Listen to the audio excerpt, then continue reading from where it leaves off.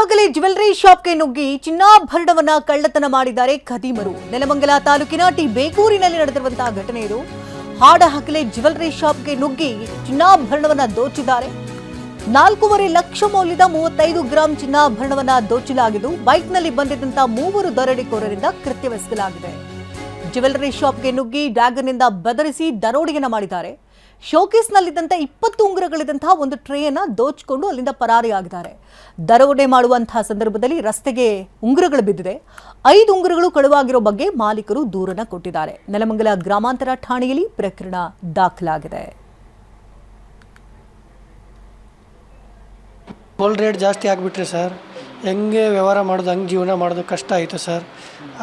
ಇರೋದು 3-4 ಜನ, ಯಾವಾಗ ಅಪರೂಪವಾಗಿ 1 ಜನ ಇರೋದು. ಕೆಲಸ ಇರ್ತಾರೆ, ಈ ಕಡೆ ಓಡಾಡ್ತಾ ಇದ್ದೀನಿ. ಏನು ಅವತ್ತು ಘಟನೆ ಸರ್, 3 ಜನ ಬಂದಿದ್ದು ಬೈಕಂದು. ನಾನು ಇಲ್ಲೇ ಇದೆ ಸರ್. 1 ಸೆಕೆಂಡ್ ಆಚೆ ಹೋಗಿದ್ದೀನಿ, 30 ಸೆಕೆಂಡ್ ನಾನು ಆಚೆ ಹೋಗ್ಬಿಟ್ಟು ಬಂದರೆ ಅಷ್ಟೊತ್ತಾಗ ಅಲ್ಲೆಲ್ಲ ಕೆಲಸ ಮುಗೀತು ಸರ್. ಅಷ್ಟೇ. ಆ ಹುಡುಗ ಒಬ್ಬನೇ ಇದ್ದು. ಹುಡುಗ ಪಾಪ ಗಲಾಟೆ ಮಾಡಿದ್ದು, ಫೈಟ್ ಮಾಡಿದ್ರು ಅವ್ರ ಜೊತೆ. ಹೆಡ್ ಟ್ರೇ ತೊಗೊಳಿದ್ದವು ಕೈಗೆ. 1 ಟ್ರೇ ಅವರು ಗಲಾಟೆ ಮಾಡಿದಾಗ ಫೈಟ್ ಮಾಡೋ 1 ಟ್ರೇ ಇಲ್ಲಿ ಬೀಳ್ತು.